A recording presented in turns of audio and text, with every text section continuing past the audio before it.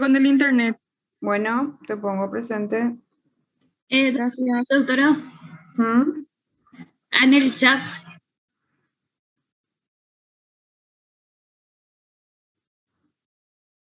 ¿Qui- ¿Quién es? ¿Quién sos? Centurión, Eliana. Sí. ¿Y quién era la otra que me iba a decir algo? doctora, yo, Sandra Larred, te quería decir algo. Mi compañera Michelle Arevalos tiene problema con el micrófono, pero en el chat escribió que está presente. Si le Bueno, podrías considerar, por sí, ya le favor. puse. Ya está. Gracias, doctora. Bueno. Profe, ¿Mm? a mí me llamaste, pero ya me pasó, me conecté un poco tarde yo. ¿Quién sos? Rafael Cuevas. Espérame que...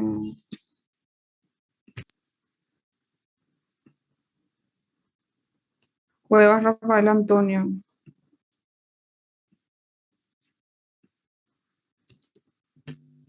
A mí no me llamaste doctora. Alex Tobarro soy.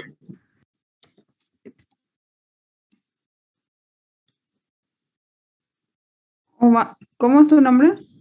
Alex Tobarro.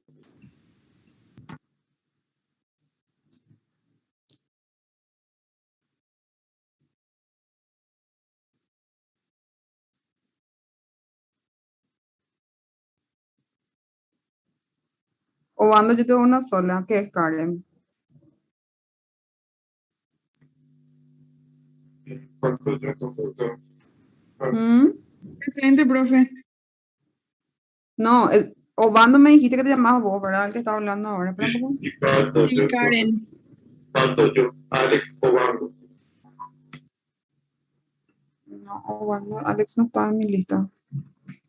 Alex Obando Castillo. Ah, Castillo.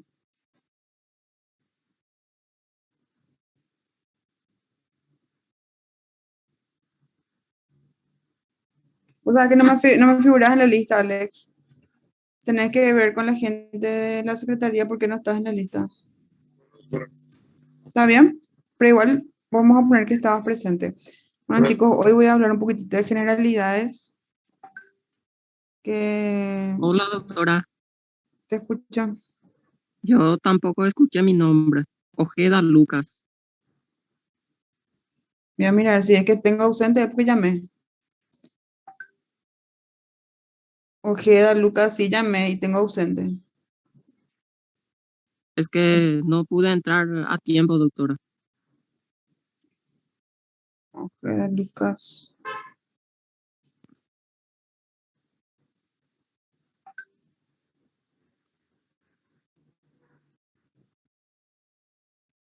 Bueno, ya está. Dale, gracias. Bueno, bueno, chicos, les estaba diciendo que vamos a hablar de un poquitito de generalidades, ¿verdad? Hoy vamos a hablar específicamente del dolor y de la fiebre. Esperen un ratito, voy a presentar mi pantalla.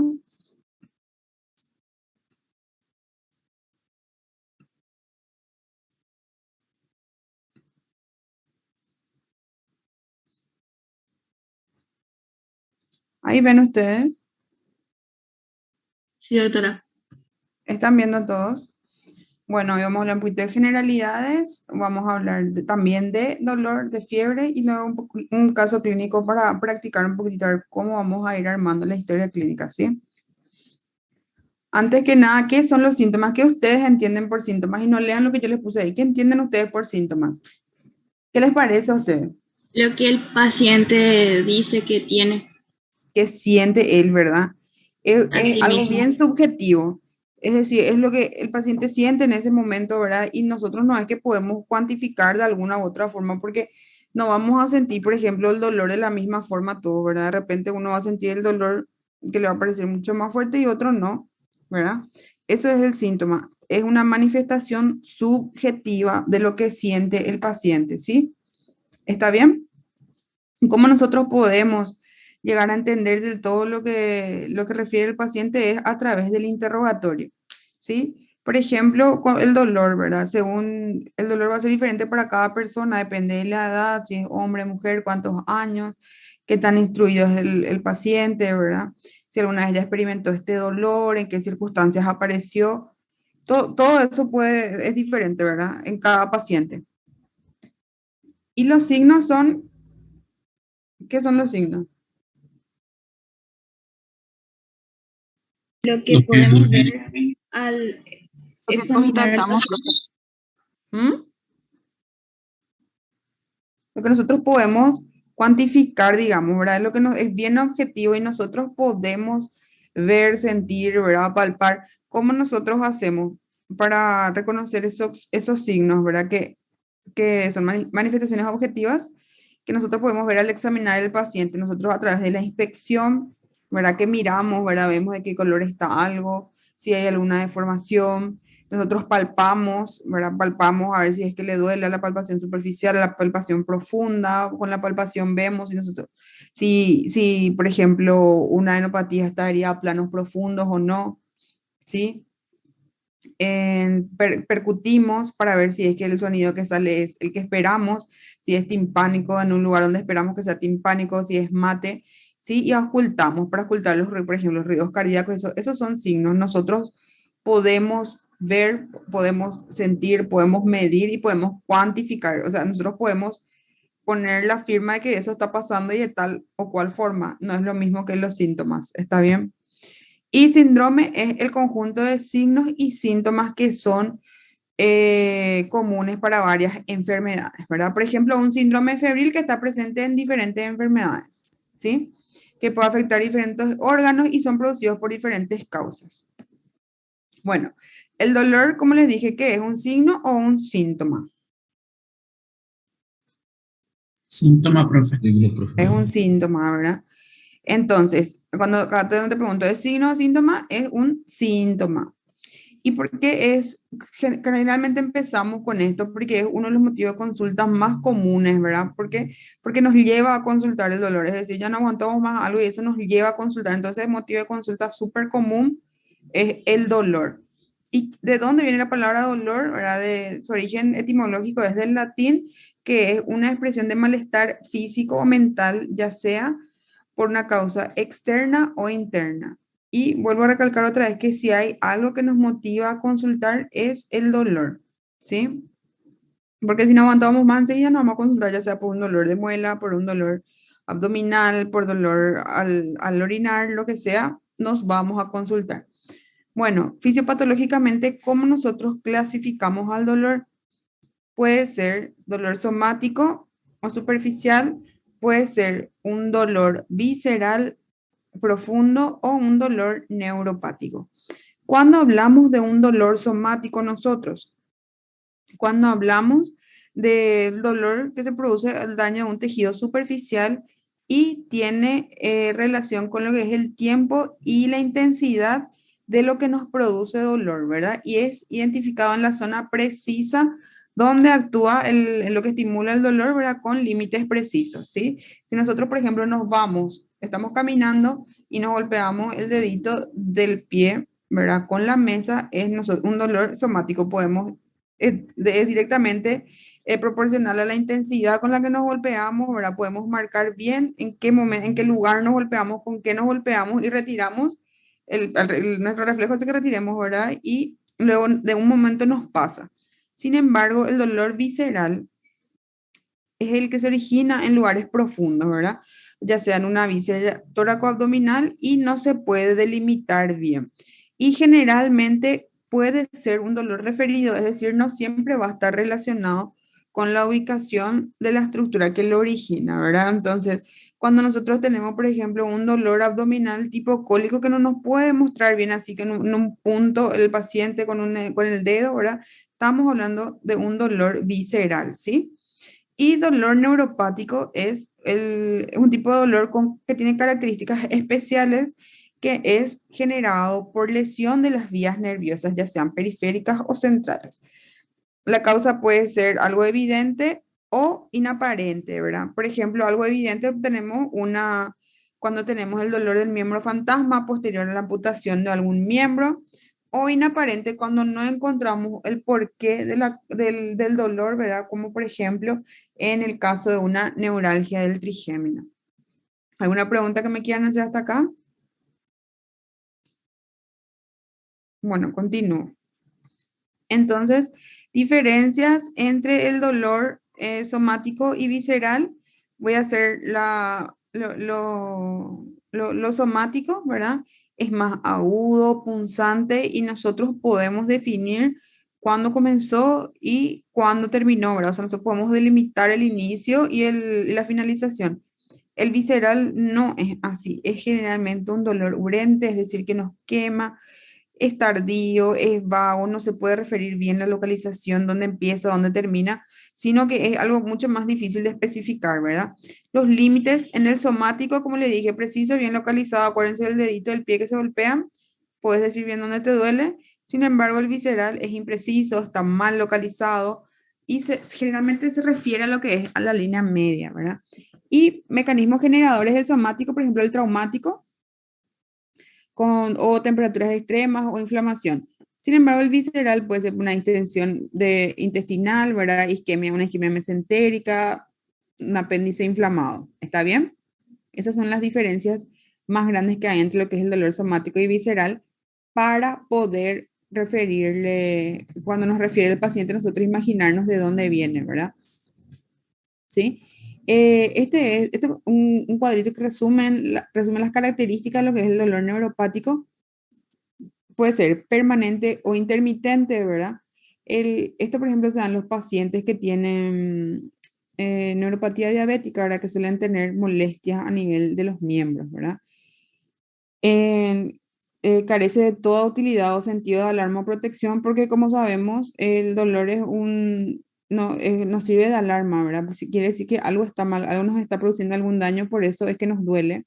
El dolor neuropático no nos sirve para eso, ¿verdad? Por ejemplo, los pacientes, como les dije, amputados, ya no tienen el miembro, por ejemplo, tiene una amputación de supracondilia del lado derecho de la pierna y ellos ya les sigue doliendo el miembro fantasma que no tiene ninguna utilidad, ¿sí? Bueno, cuando nosotros hablamos de Alicia, cuando el paciente viene a consultar con nosotros por algo, ¿verdad? Nosotros tenemos que acordarnos siempre de este acrónimo que es Alicia. ¿Qué significa Alicia?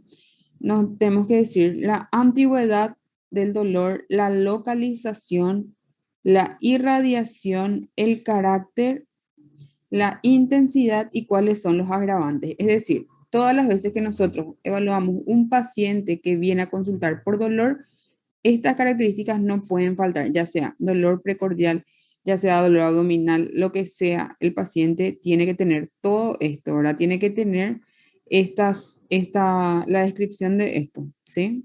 Siempre acuérdense de eso, Alicia, ¿verdad? Y para estudiar bien lo que es el dolor, ¿verdad? Estudiar lo que es la semiología, es una de las fuentes de mayor información que podemos obtener. Entonces nosotros podemos agotar el síntoma ahora en todas sus dimensiones, lo que nos permitirá orientarnos hacia la etiología. Por ejemplo, la ubicación e irradiación. Nosotros tenemos que, generalmente, con el dolor nos orienta al origen, ¿verdad? Donde el paciente dice que le duele. El dolor abdominal va a tener su origen en estructuras abdominales y aunque en ciertos casos podría tener su origen en tórax y viceversa, existen ubicaciones e irradiaciones clásicas que orientan, ¿verdad? Un caso de esto, por ejemplo, es la neumonía. En algunos pacientes, por ejemplo, en los pacientes añosos, suelen venir a consultar por un dolor abdominal así difuso, de intensidad leve y la causa no es un abdomen agudo quirúrgico, sino que es un abdomen con conducta clínica, que es una neumonía. Pero en ese caso, por ejemplo, algo que está localizado en el tórax duele y se manifiesta en el abdomen, ¿verdad? ¿Sí? Acá tenemos, por ejemplo, en el dibujo A, tenemos un dolor periumbilical, ¿verdad? Que es tipo visceral, que irradia a fosa ilíaca derecha de carácter somático y orienta mucho a lo que es la apendicitis aguda, ¿sí? El cambio de carácter y de ubicación ocurre por la progresión de la inflamación desde la mucosa apendicular hacia el peritoneo, ¿está bien?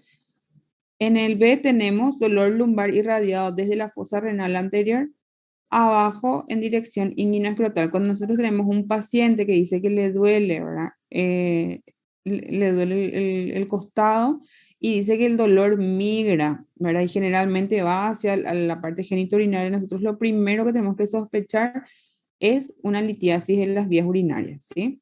Cuando sigue el trayecto desde la fosa lumbar hacia la uretra.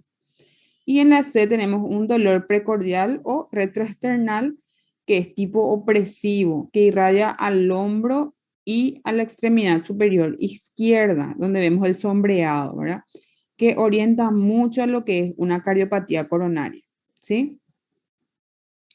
Esto es muy importante lo que dice acá. El dolor de origen coronario puede manifestarse desde la mandíbula hasta el epigastrio.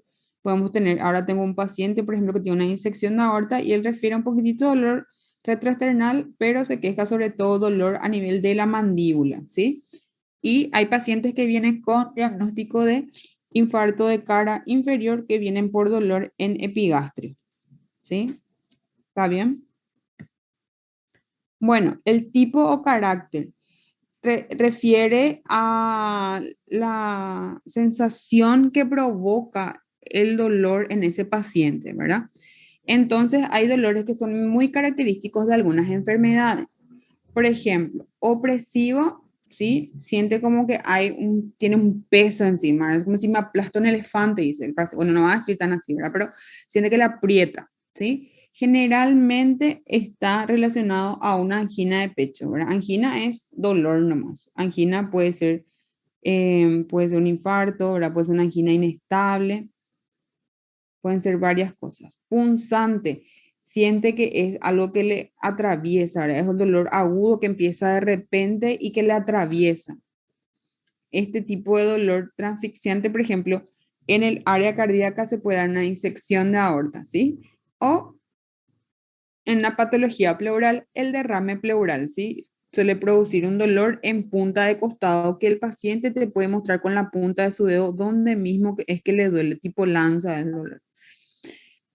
Urente, o sea, que le quema al paciente, siente que le arde, por ejemplo, cuando tiene herpes zóster o reflujo gastroesofágico. Fulgurante, siente que tiene golpes de corriente eléctrica, como se ve en el tabes dorsal. Lancinante, siente que le pincha, ¿verdad? Por ejemplo, en la neuralgia del trigémino. Dolor tipo cólico. El dolor tipo cólico, este es un dolor muy común también de motivo de consulta en las urgencias. El dolor ondulante. Aumenta progresivamente hasta que alcanza una meseta y luego disminuye o desaparece, ¿sí? Reaparece unos segundos o minutos después. Nosotros le vamos a preguntar al paciente, ¿cómo es tu dolor? ¿Es siempre igual o empieza un poquitito, aumenta, y después baja otra vez solito? Ahí generalmente el paciente te dice sí, si es un dolor tipo cólico intestinal, por ejemplo, que está con un paciente que está con diarrea o que tenga un cólico renal, suele describir de esa forma, ¿sí? El dolor de carácter sordo tiene una intensidad leve pero continua, ¿sí? Y puede ir en aumento, en aumento. Es decir, cuando él te dice que tiene una molestia nomás y no sabe hace cuánto, ni por qué, ni qué hace que le aparezca, pero tiene ahí su dolor, ¿sí? El dolor taladrante, que es que siente que es pesado, ¿verdad? El empeoramiento constante, por ejemplo, cuando tiene un dolor en el diente, ¿sí? Gravitativo, cuando tiene una sensación de pesadez en los derrames. Pulsativo, que siente que late cuando está, por ejemplo, un absceso. En un dolor de carácter errante cuando es migrante, ¿verdad? O inespecífico como en el colon irritable, o carácter de hambre que tiene sensación de vacío y úlcera péptica. Esto vamos a ver nosotros que es un hambre dolorosa que le duele al paciente cuando tiene hambre, ¿verdad? Y cede cuando ingiere algo. Bueno, ¿cómo nosotros podemos medir la intensidad del dolor, verdad? Como les dije hace rato, esto es algo que refiere el paciente, ¿verdad? No es que nosotros podemos decir si al paciente efectivamente le duele. Pero se utilizan escalas, ¿verdad? Para que el paciente te pueda referir qué tanto le duele. Entonces, nosotros le decimos al paciente de una escala del 0 al 10, ¿verdad? Donde 0 es que no tenés dolor y 10 es el peor dolor posible que te puedes imaginar. ¿Cuánto más o menos te duele? ¿Sí? Entonces nosotros escribimos paciente acude por dolor en región precordial de carácter opresivo, intensidad 1 de 10, por ejemplo. ¿Entienden? Siempre tiene que estar la intensidad, siempre tienen que preguntarle al paciente qué tanto es lo que le duele. Espera un poquito, voy a conectar mi ¿Me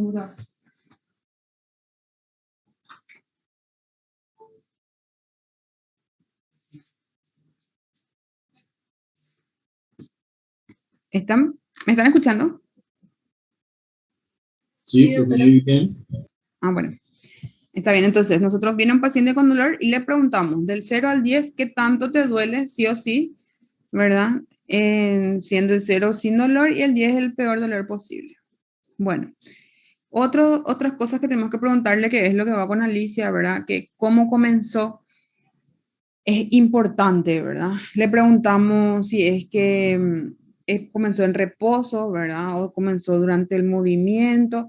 Eso, por ejemplo, en el caso del infarto agudo del miocardio es interesante, ¿verdad? Porque por ahí si el paciente en reposo presentó su dolor o en movimiento. También cómo evolucionó, si es constante, si empeora, mejora o cómo, ¿sí?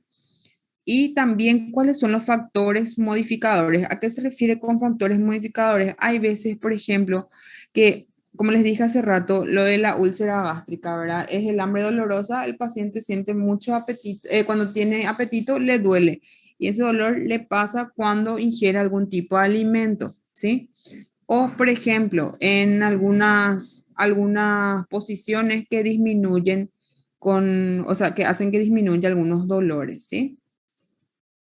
¿Y cuáles son los síntomas acompañantes? ¿A qué nos referimos con síntomas acompañantes? ¿Qué otra cosa acompaña al dolor? ¿Tuviste náuseas, tuviste fiebre, tuviste sudoración fría, verdad? Siempre preguntamos al paciente cuál es el síntoma que le acompaña, porque si tenemos, por ejemplo, un paciente que viene con dificultad respiratoria, ¿sí? Miren, atiendan este motivo de consulta, dificultad respiratoria. Y nosotros le preguntamos, ¿qué otra cosa más sentiste? Me dolió el pecho. ¿Y qué otra cosa más? Y me agité estando en reposo, ¿verdad?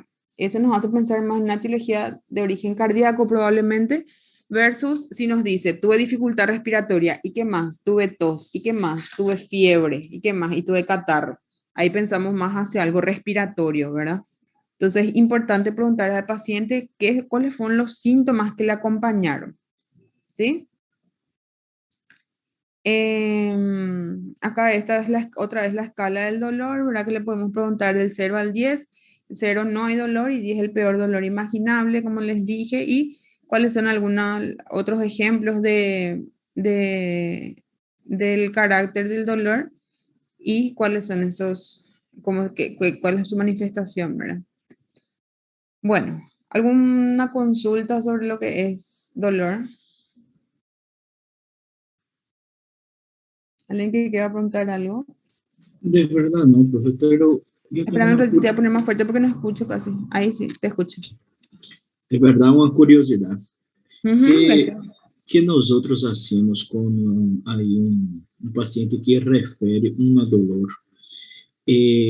Por la apariencia no corresponde. Por ejemplo, llega con un dolor en su panza, pero nosotros no tenemos como probar que está sintiendo este dolor. ¿Cómo Eh, sabes si el paciente ajá, realmente le duele o no le duele lo que me estás diciendo, verdad? Eso es lo que me sí, quieres decir. así mismo. Y voy a poner esta escala a su delante, le mira y dice 10. Y Pero, como, y eso es lo que te digo, siempre tenemos que mirar en otras cosas acompañantes, ¿verdad? Por ejemplo, un paciente que está con un dolor de intensidad 10 de 10, su cara va a tener una fase dolorosa, ¿entendés? Va a tener una fase dolorosa. Si es abdominal, por ejemplo, el paciente va a estar así, va a estar enroscado sobre sí mismo, alguna posición antiálgica, buscando lo que es mejorar ese dolor, ¿sí? Si el paciente viene y te dice que es un dolor inmenso, ahora que no puede, no aguanta, y te dice que es del 10, pero está espléndido, tiene una fase no dolorosa, ahora vos le palpás el abdomen y no siente absolutamente nada, ahí ya es dudosa la veracidad de lo que nos dice ese paciente, ¿entendés? No solamente sí, fijarnos en lo que él refiere, sino que qué otra cosa acompaña al examen físico, en qué circunstancias empezó y, por ejemplo, va a ser sospechoso. Generalmente son sospechosos los cuadros que vienen por dolor y justo se peleó con la pareja, ¿verdad? Viene, no, la señora se peleó con su marido, luego justo él iba a salir, ¿entienden? Es toda la situación tienen que analizar ustedes, porque nosotros, como dijimos hace rato, nosotros no podemos medir el dolor real en un paciente, ¿sí? Sí, doctor. Eso es lo que te va a ayudar un poquitito ¿eh? Perfecto, muy La bien. fase, el examen físico, en el contexto de que empezó ese dolor. Muchas veces hay pacientes que tienen problemas psiquiátricos, ¿verdad? Y hacen eso para llamar la atención. Por ejemplo, pacientes que aparentemente que se desmayan, ¿verdad? Que pierden la conciencia y de repente vos le hablas y se despierta, o que está convulsionando y no perdió, por ejemplo, la conciencia, ¿verdad? Justo ahí ya sale lo de la definición de lo que es una convulsión. Entonces hay varias cosas que hay que fijarse, ¿sí? No solamente creer 100% en el paciente, porque ellos Sí, también pueden perfecto. mentir. Bueno, y ahora paso a fiebre, entonces, un aumento de la temperatura corporal en respuesta a una elevación del set point del centro termorregulador hipotalámico, ¿verdad? Cuando hablamos de 38 grados Celsius de temperatura axilar, hablamos de fiebre, y de 37,5 a 37,9 hablamos de febrícula. Si es que me preguntan cuál de los termómetros para mí, o sea, cuál de ellos prefiero, yo prefiero los de mercurio, ¿verdad? Los que son los viejitos, los de antes, porque los nuevos, los digitales ahora, hay veces que marcan unos grados de diferencia, o sea, no grados de diferencia, sino que centígrados, ¿verdad? Y si es que nosotros tenemos, no es lo mismo tener 37,8 que tener, por ejemplo, 38,2, ¿verdad? Y son 0,4 grados de diferencia, pero ya en uno es fiebre y en otro es febrícula, ¿entienden? Y si tomamos con el otro, cuando lo inspeccionamos, nosotros mínimamente tenemos que, con el de mercurio, tenemos que dejar 3 minutos a que suba la temperatura, ¿sí? Bajar toda la temperatura, colocarle en la región axilar y esperar 3 minutos a que pueda marcar cuál es la temperatura del paciente. Bueno, es una principal manifestación de respuesta de fase aguda, ¿verdad? Que puede manifestarse de cualquier proceso inflamatorio que produce efectos sistémicos, ¿sí? ¿Cuál es generalmente la causa más frecuente de la fiebre? Acuérdense que en medicina todo es por frecuencia, ¿verdad? Lo más frecuente es una infección, ya sea bacteriana o viral, ¿sí? En segundo lugar, mucho menos común, ¿verdad? Pero eso no quiere decir que sea inexistente, son las neoplasias, ¿sí? Y las enfermedades, y por último tenemos las enfermedades inflamatorias sistémicas. Por ejemplo, lupus, artritis reumatoidea, enfermedad inflamatoria intestinal, ¿está bien? Y otras causas menos comunes, ¿verdad? Pero que existen también, que debemos pensar cuando no tenemos absolutamente nada que nos guíe hacia lo infeccioso, son, por ejemplo, la fiebre por fármacos, algún tipo de trauma, infarto del miocardio o tromboembolismo pulmonar. Esas son causas más raras de fiebre, pero siempre que tenemos un paciente con fiebre, lo primero que vamos a pensar es que es una infección, ¿sí? Una infección por una bacteria o algún virus. Bueno, por la temporalidad puede ser, es decir, ¿cómo clasificamos la fiebre? Según el tiempo de duración. Aguda no supera las 2 semanas de evolución, ¿sí?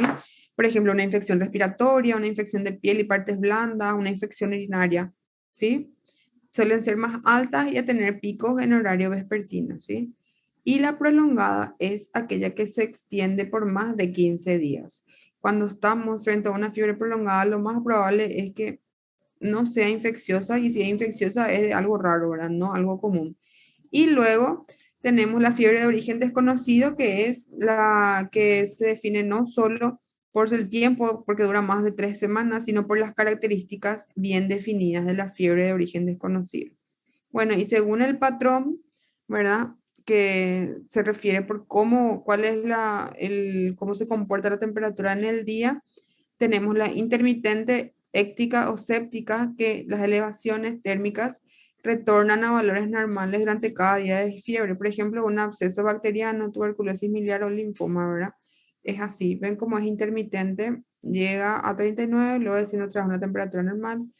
Al día siguiente otra vez elevó temperatura y bajó a la noche, y es continua o sostenida, no presenta una variación superior a 0,6 grados Celsius por día. Por ejemplo, la neumonía neumocóxica, es decir, el paciente, mientras no tiene tratamiento o no es el adecuado, persiste febril de manera continua. ¿sí? La recurrente es la que reaparece luego de 1 o más días sin fiebre cuantificada. Esta a su vez puede presentar patrón intermitente, continuo o remitente. Esta, por ejemplo, es fiebre recurrente en dromedario. ¿Cuáles son los síntomas que acompañan, verdad? A la fiebre puede estar acompañada de un malestar general, decaimiento, una sensación de frío que puede alternar con calor. También puede acompañarse de cefalea, palpitaciones, sed, anorexia, somnolencia, ¿verdad? Hiperestesia cutánea, polialgia y fotofobia. O sea, es decir, que el paciente que viene, que está con fiebre puede sentir absolutamente todo esto. ¿Y cuáles son los signos que nosotros podemos ver? Una fase febril, que está, o sea, está rubicundo, es decir, tiene la piel roja, ¿verdad? La piel está sudorosa, le brillan los ojos, ¿sí? La temperatura axilar en reposo por encima de 37,5, o sea, eso es febrícula, y 38 fiebre, dijimos, ¿verdad? Generalmente suele estar acompañado de taquicardia y polipnea, es decir, en aumento de la frecuencia respiratoria. Hay un aumento de la frecuencia cardíaca de 10 latidos por minuto y de la frecuencia respiratoria de 5 ciclos por minuto por cada grado de aumento de la temperatura. ¿Sí? También podemos observar otros signos como por ejemplo lengua saburral, sequedad de piel y mucosas. Inclusive podemos determinar en el ápex del tórax un soplo sistólico de eyección. ¿Está bien? ¿Alguna pregunta que me quieran hacer hasta acá? ¿No? De verdad que está muy De bien mi parte, aclarado, no, profe. profe. De mi parte, no, doctora. Por mi Bueno, parte, no, doctora. voy a poner un caso clínico y vamos a ver un poco cómo podemos discutir entre todos. Espérenme que...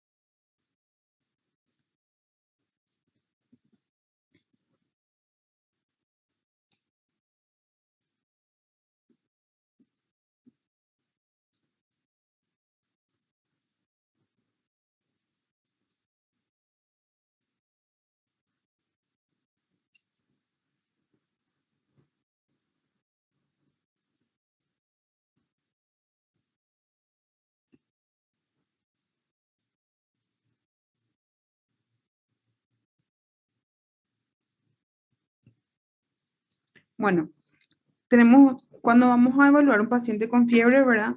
Tenemos aspectos interesantes que son, por ejemplo, cuáles son los síntomas que indican la localización, por ejemplo, si tiene dolor de cabeza o tos. ¿Por qué? Porque esto nos va a ayudar a reducir el espectro de causas posibles, ¿verdad? Si nosotros tenemos un paciente con cefalea, es decir, dolor de cabeza y fiebre, sí o sí, primero tenemos que buscar si tiene rigidez de nuca, si tiene Kerning, Brusinski, y descartar que no sea algo del sistema nervioso central, ¿está bien? Y si el paciente tiene una enfermedad aguda o crónica, y especialmente si esta enfermedad no está reconocida.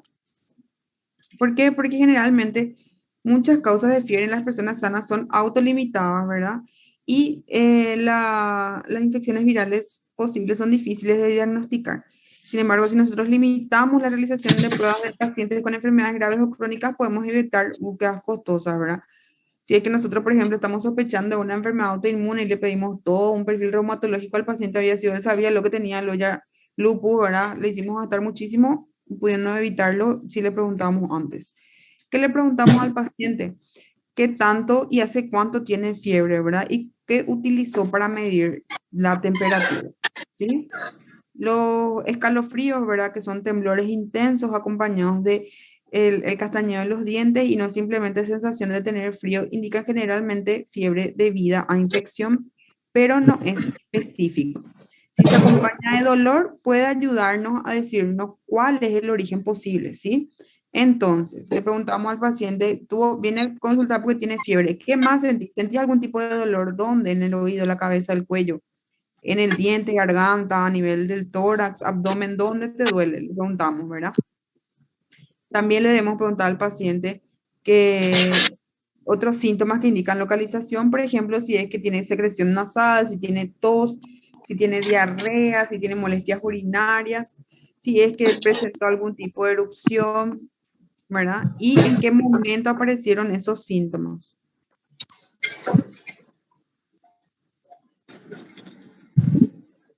Debemos hacer una revisión de aparatos y sistemas para poder identificar cuáles son los síntomas de enfermedad crónica, por ejemplo, una fiebre recurrente, sudoración nocturna, si tuvo pérdida de peso, sí, cuáles son tus antecedentes personales. Hay alguien que tiene prendido el micrófono y está haciendo mucho ruido, por favor, si pueden apagar.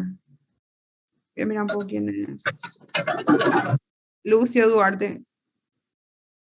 Esto.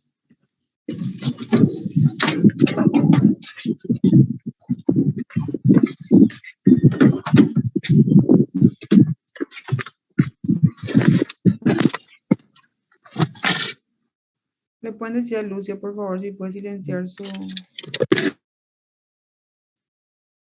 Ahí está.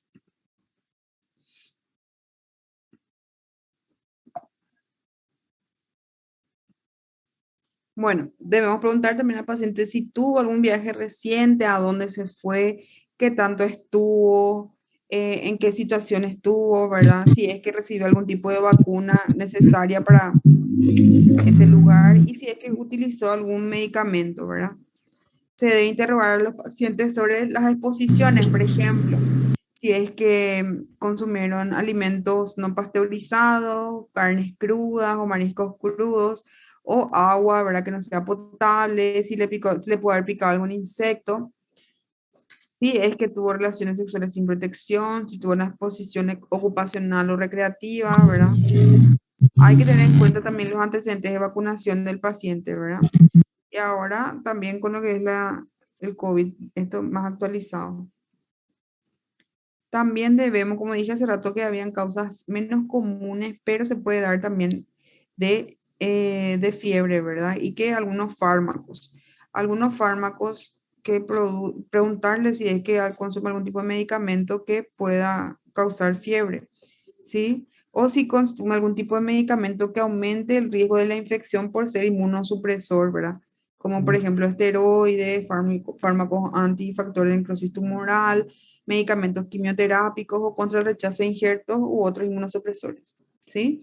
Y algunos, si es que usa, por ejemplo, drogas inyectables de uso ilegal, que puede predisponer a sufrir una endocarditis, hepatitis, embolia pulmonar, séptica, etc. ¿Cuáles son los fármacos entonces que pueden producir fiebre como efecto secundario? Algunos, a los beta-lactámicos, la aspirina, anfotericina B, las sulfas, barbitúricos, quinidina, citostáticos, alopurinol, isoniazida, rifampicina, carbapenémicos, vancomicina, macrólidos y aminoglucósidos. O sea, preguntarle si es que consume algún fármaco y si es que consume algún fármaco, ver si es que esos pueden producir fiebre cuando estamos interrogando al paciente con fiebre.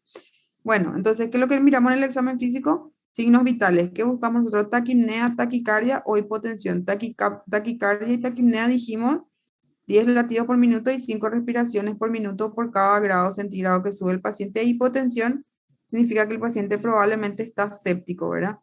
En los pacientes febriles que no tienen síntomas que indiquen el origen, hay que hacer un examen completo, ¿verdad? Para poder determinar cuál es el origen. debemos registrar cuál es el aspecto general del paciente, así como le dije al compañero, porque por más que nos diga nomás que viene por dolor, este caso es de fiebre, ¿verdad? Pero si nos dice por dolor, todo el contexto del paciente, ¿sí?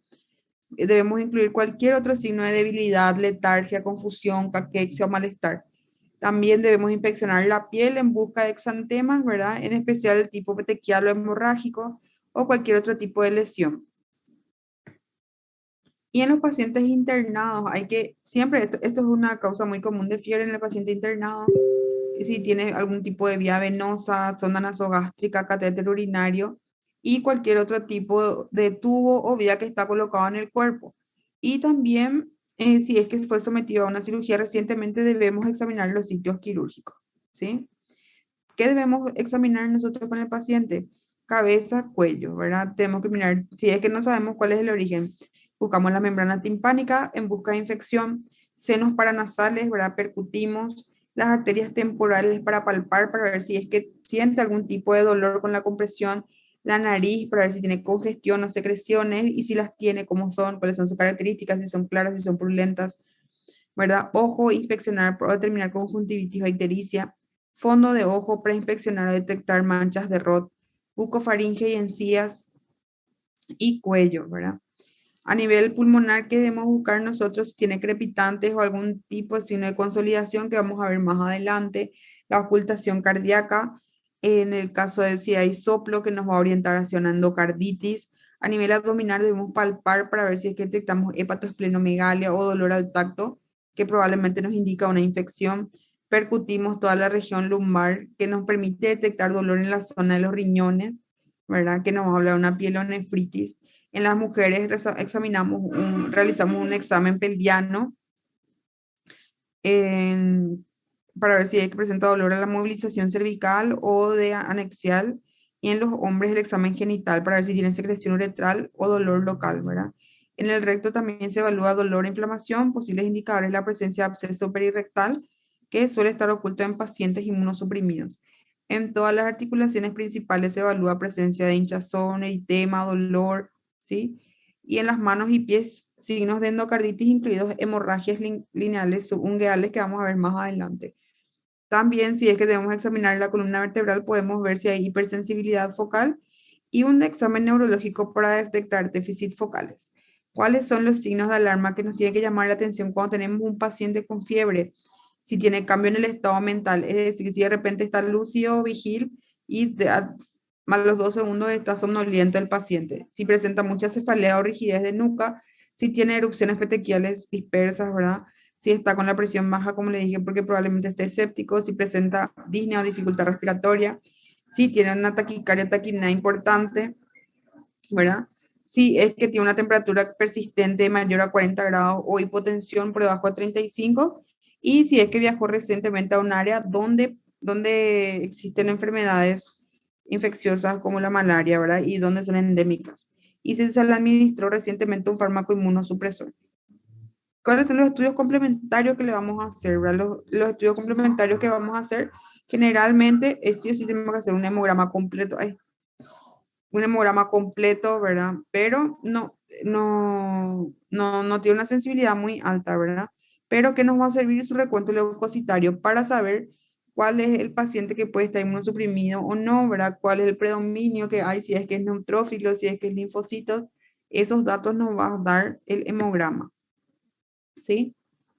Bueno, voy a presentar un caso clínico. Este es un paciente de 44 años de sexo masculino que es traído al servicio de urgencias por un cuadro de 24 horas de evolución de sensación febril. Tiene cefalea, acompaña al cuadro náuseas, ¿sí? Por lo que consulta en hospital distrital y es medicado con ceftriaxona 1 gramo y dado de alta. Debido al empeoramiento del cuadro extraído por familiares al servicio de urgencias, donde se constata, ¿sí? Una presión arterial de 130/80, frecuencia cardíaca de 110 latidos por minuto, temperatura de 38. Hasta ahí, ¿qué les parece? Este es un paciente joven que vino por cuadro de 24 horas de evolución de fiebre y dolor de cabeza. Y acompañó al cuadro náuseas.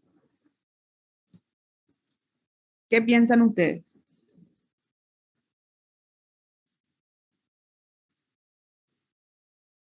Profe, pienso que por su edad, no sé bien, tal vez por ocupación, por su labor, puede ter pasado algo. Sí. Por ejemplo, una persona que trabaja en una estación de servicio y que inhala ahí muchos gases, ¿verdad? Muy nafta, Ujú. esas cosas, que puede hacer algo así de este nivel. Se pudo haber intoxicado, ¿verdad? Este es un paciente joven que aparentemente no tiene patología de base, ¿verdad? Vino por su fiebre que solamente tiene 24 horas de evolución. ¿Cómo podemos clasificarle ahí a la fiebre? Aguda. Fiebre aguda, ¿verdad? Probablemente sea algo infeccioso, ¿sí? Lo primero que pensamos cuando tenemos un síndrome febril agudo es infeccioso. Viene por dolor de cabeza, fiebre y náuseas. ¿Qué tienen que pensar ustedes cuando viene el paciente? Les había dicho ya hace rato. Meningitis, profe, hay que pensar. Sí, tenemos lo primero, lo más grave que siempre tenemos que pensar lo más grave, ¿verdad? Lo más grave, lo que le puede, o sea, lo que puede poner en riesgo la vida del paciente. Descartamos y después nos vamos a lo más simple, ¿verdad? Y entonces, como les dije, cuando tenemos un paciente que tiene fiebre, tiene náuseas, tiene dolor de cabeza, ¿verdad? Le examinamos por ver si tiene signos meningios. Se le examinó a este paciente y tiene signos meningios, es decir, probablemente tenía rigidez de nuca al paciente o Kerning y Rusinski, que vamos a ver más adelante, positivos. Le molesta la luz y tiene un Glasgow disminuido de 14-15 a expensas de apertura ocular. ¿Qué nos hace pensar eso? Es un paciente que está, o sea, apertura ocular disminuida a un punto quiere decir que el paciente está con los ojos cerrados, pero nosotros le hablamos y abre, ¿sí? Le duele la cabeza, tiene fiebre, le molesta la luz y tiene rigidez de nuca. ¿Qué es? Nos está gritando en todas las formas esto. Una meningitis. Claro, probablemente sea el origen meningio, ¿verdad? Entonces nosotros lo que tenemos que hacer ahí es, sí o sí, lo primero que hay que hacer es descartar que no tenga una contraindicación para hacerle un fondo de ojo, para hacerle una punción lumbar, ¿verdad? Podemos hacerlo con un fondo de ojo y ver que no tenga edema de papila, o si no, le hacemos una Doctora, tomografía, ¿eh? ¿cuál sería una contraindicación como ejemplo? Un tumor cerebral, por ejemplo. Un tumor cerebral. Por eso descartarías con un ataque. O sea, Con le una hacen tomografía o un fondo de ojo que demuestra que no hay edema de papila. ¿Sí? ya. Eso, doctor. Pero generalmente tenemos TAC ya, o sea, en todos lados ahora. Así que no hay problema. Y descartamos con eso, ya se le hace una punción lumbar y ahí vemos cómo está el líquido cefalorraquídeo y vamos a ver probablemente que estemos frente a una meningitis, ¿sí? Entonces, ¿qué estuvo mal con este paciente? A él se le dio un antibiótico sin foco, ¿verdad? Porque él se fue al hospital. Este es un caso real que yo tuve, ¿verdad? Un paciente joven que se fue a consultar, le hicieron su laboratorio, tenía 22.000 blancos, entonces dijeron, bueno, le vamos a hacer antibiótico, foco no sabemos, no tenemos idea, le mandamos a su casa para que venga ambulatorio, que era una meningitis, ¿verdad? Después ya vino mucho más somnoliento el paciente, ¿verdad? Casi no se despertaba y a causa de que su foco era meningio, ¿verdad? Y que no estaba recibiendo antibióticos a dosis meningia como debería. Pero nosotros no podemos iniciar nomás en forma empírica un antibiótico sin saber cuál es el foco ni por qué le iniciamos, ¿entienden? Primero tenemos que saber qué tiene el paciente y luego le tratamos. Luego, este ya vino así muy florido, ¿verdad? Ya era muy meningitis, pero en este, cuando él llegó acá al hospital distrital, se hubiera quedado en observación si no le convencía al médico primero su diagnóstico, porque un síndrome febril así nomás puede ser desde lo más banal hasta lo complicado, como era el caso de este señor, una meningitis bacteriana, ¿sí? Entonces, no es que le damos antibiótico a toda fiebre tampoco, por favor, eso aprendan, que no lo hagan cuando estén en una urgencia. Busquen primero cuál es la causa y después se le trata. ¿Está bien? En este caso, profe, ¿fuera una meningitis viral o bacteriana? Era una meningitis bacteriana, pero el paciente llegó muy somnoliento. Ya tenía un Glasgow un poco más bajo, tenía 11 más por ahí de Glasgow cuando llegó, porque se fue por eso, ¿verdad? Tenía ya rigidez de nuca, tenía fotofobia y tenía su apertura ocular. Así, cuando se fue al hospital distrital y le hicieron un laboratorio, 22.000 blancos y le dejaron ir nomás al paciente. Ese paciente no debería haberse ido, ¿verdad? Se hubiera quedado para completar estudios, ¿verdad? Y determinar cuál realmente es la causa. Porque capaz pensaron que era una neumonía, ¿verdad? Pero si el paciente no tiene tos, no tiene catarro, no refiere nada de eso, es difícil que sea una neumonía sin ni un síntoma respiratorio y con los pulmones limpios el examen físico, ¿sí? Luego se le internó al Sí, paciente, se le hizo tomografía, se descartó que tenga nada, se le hizo una punción lumbar y ella vino a su LCI. Una vez que ya sacamos el líquido, nosotros sí sospechamos, vamos a ver más adelante, ¿verdad? Pero sí sospechamos que meningitis ya se inicia el tratamiento, ¿sí? Se inicia en forma empírica y luego dirigimos a los gérmenes que crecieron en el cultivo. Pero si nosotros sospechamos meningitis, ya se inicia. ¿Por qué? Porque eso después puede tener secuelas. Si es que, por ejemplo, se produce, qué sé yo, un empiema cerebral, ¿verdad? O hay un empeoramiento clínico del paciente, puede quedarse con secuelas, puede convulsionar, puede quedarse con un estado mental alterado, ¿verdad? O sea, es, es también ganarle al tiempo. ¿Está bien? Doctora, entonces a ese paciente salió que tenía, ¿cuántos dijiste glóbulos blancos? 22.000. Y directamente le pusieron ese antibiótico sin, Sí, tipo, sin 22 tener una idea de qué era. claro, sin tener idea de qué era el paciente, le pusieron 1 gramo de ceftriaxona y le mandaron a su casa. Y en este Entiendo. caso, ¿con qué se le puede tratar al paciente? Y se da, por ejemplo, con vancomicina, ceftriaxona, varias cosas hay, ¿verdad? Pero las dosis son superiores a las que generalmente se dan. ¿Por qué? Porque tienen que ser a dosis meningia, tienen que atravesar la barrera hematoencefálica y cubrir los gérmenes más comunes, ¿verdad? Pero primero se administra de forma empírica hasta saber qué tipo de germen o bacteria sea, Claro, ¿verdad? sí, pero hay un esquema de tratamiento en forma empírica, ¿entendés? Por ejemplo, vancomicina, O sea, no es empírico no, es propiamente empírico, dicho. empírico. Hay el esquema para inicio de tratamiento de la meningitis en forma empírica, ¿sí? No es que en forma empírica a cualquier cosa le damos, no. Para meningitis, si nosotros sospechamos, se le da tal cantidad de vancomicina y cestria tal cantidad, ¿entendés? Sería dosis kilo peso o Claro, algo así. generalmente, sí. Por Ya, ejemplo, gracias, doctora. vancomicina, por ejemplo, son 2 gramos cada 12 horas, ¿verdad? Que no, generalmente no se da tan alta la dosis, pero esas dosis meningias. Bueno, pasa al siguiente caso. Este es un caso de una paciente de 35 años de sexo femenino que proviene de Mariano Roque Alonso, que consulta por cuadro de 3 días de evolución de sensación febril, mialgia y cefalea. ¿Cuál sería su conducta y cuáles serían sus diagnósticos diferenciales? Ella tiene Doctora, 35 años, ¿eh? no, continúa nomás. Quería saber nomás si mialgia era dolor muscular, ¿verdad? Y dolor muscular, sí. ¿Qué le parece? Tiene 3 días de evolución en su fiebre. Tiene sensación febril no graduada. Ella no es que se midió con un termómetro, tiene sensación febril nomás. ¿Cuál sería En la este, conducta? Mm. en Es este un caso no virus sería agudo. como em, dolor muscular también podría ser así una posibilidad porque el diagnóstico en sí puede ser varias cosas, pero dengue también lo podría ser. Totalmente. Ella viene de Mariano Roca Alonso, donde siempre suele haber muchísimo dengue, ¿verdad? Tiene 3 días de evolución y no refiere nada específico, ¿verdad? Todo es muy generalizado. Tiene fiebre, excepto su dolor de cabeza, tiene mialgias, ¿verdad? Y nosotros somos una zona endémica. Tenemos que preguntarle más, ¿verdad? Entonces, ¿qué le vamos a preguntar a la paciente? ¿A qué hora tiene, si tiene algún predominio horario su fiebre? Si es que hay alguien que estuvo con fiebre en la familia.